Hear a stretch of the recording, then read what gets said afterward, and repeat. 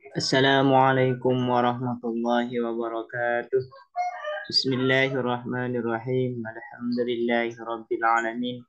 Wassalatu wassalamu ala asyrafil anbiya'i wal mursalin sayyidina Muhammadin wa ala alihi wa sahbihi ajma'in. Allahumma faqqihna fid din wa 'allimna at-ta'wil amma ba'du. Bismillahirrahmanirrahim. Qala al-musannifu rahimahullahu ta'ala wa nafa'ana bihi wa bi ulumihi wa amadana bi asrarihi fid dharain amin. Mari kita lanjutkan pengajian kita mengenai ilmu mantik dengan menggunakan kitab Ilmu Mantik karya Muhammad Nur Al-Ibrahimi. Sebelumnya sudah dijelaskan bahwasanya ad-dilalah itu atau ad-dalalah yaitu fahmu amrin li amrin atau kita memahami sesuatu dari sesuatu yang lain. Kita memahami makna dari lafaz, nah, itu disebut dengan dalalah. Nah, dalalah ini dibagi menjadi dua, yaitu dalalah lafziyah, yaitu dalalah verbal yang berbunyi, yang memiliki lafaz dan bunyi.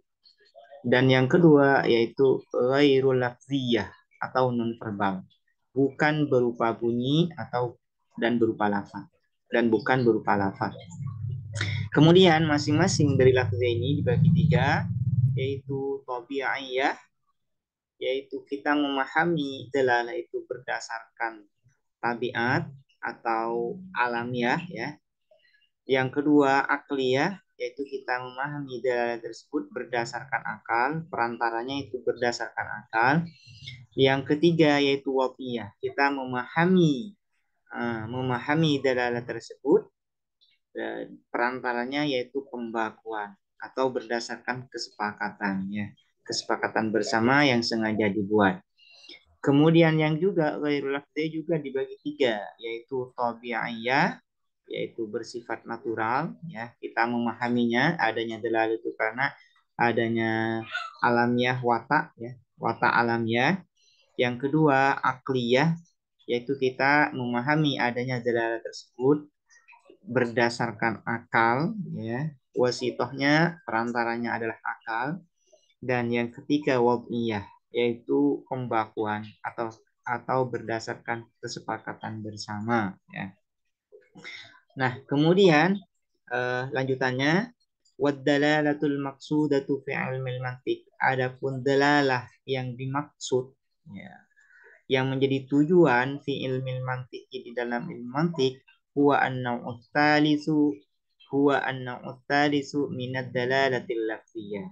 Ialah macam yang nomor 3 minad dalalatil lafziyati dari dalalah yang bersifat lafaz. Wahwa adapun na'us salis ad-dalalatul lafziyah al-wad'iyah, yaitu dalalah yang bersifat verbal dan pembakuan. Jadi ini ya, dalalah lafziyah wad'iyah.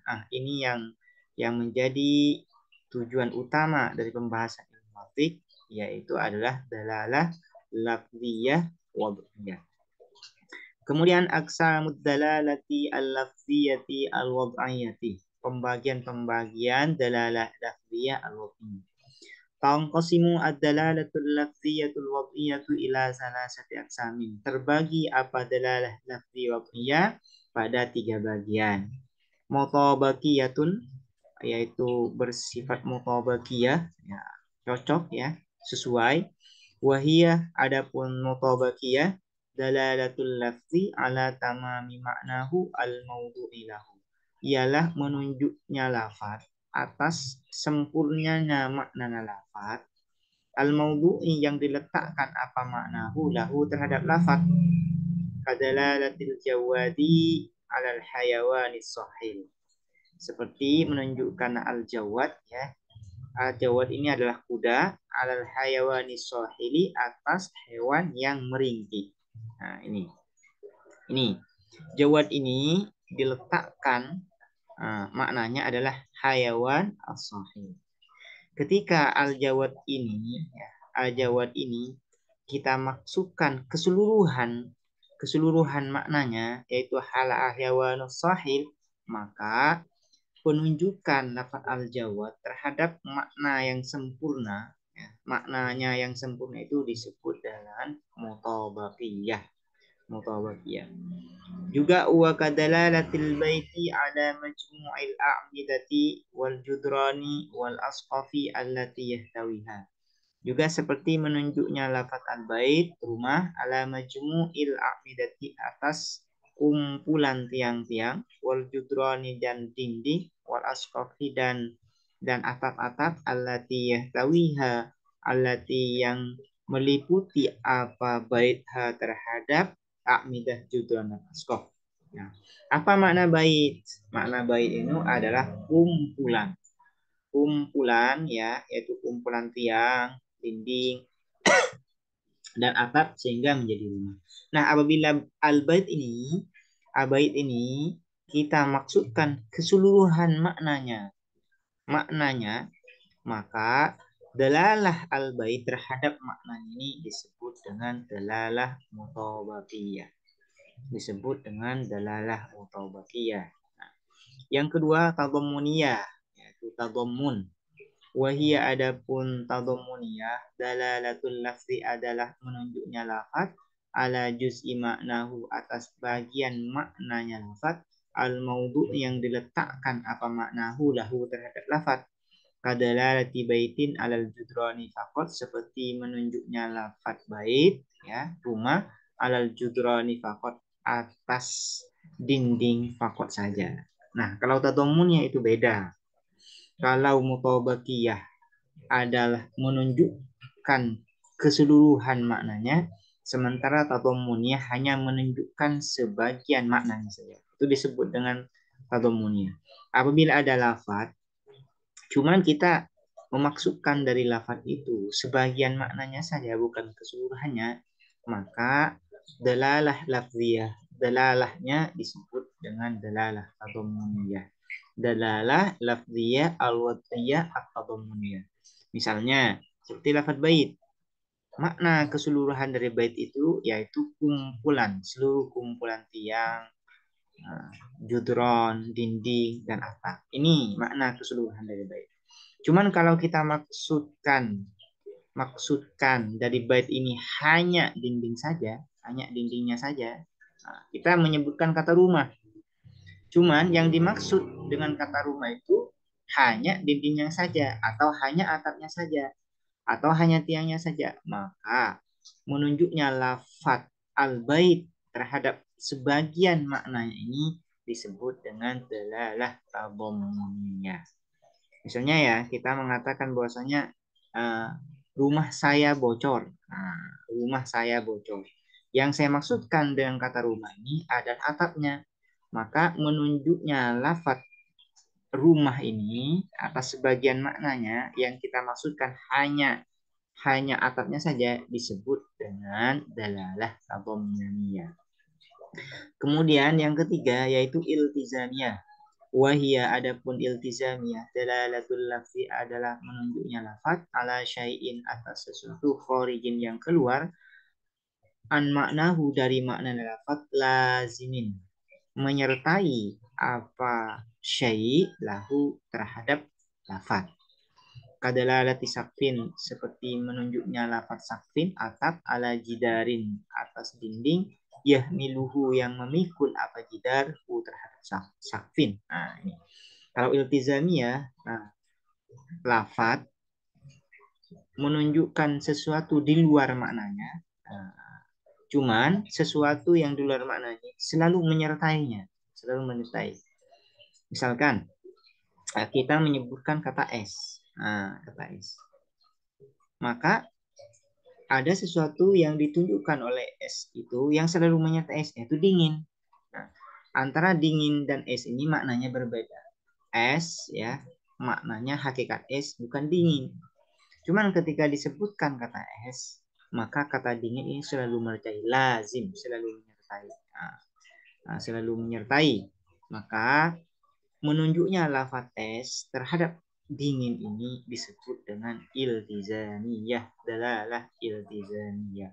Misalkan di sini yang dicontohkan, misalkan kita menyebutkan kata sakof atau atap.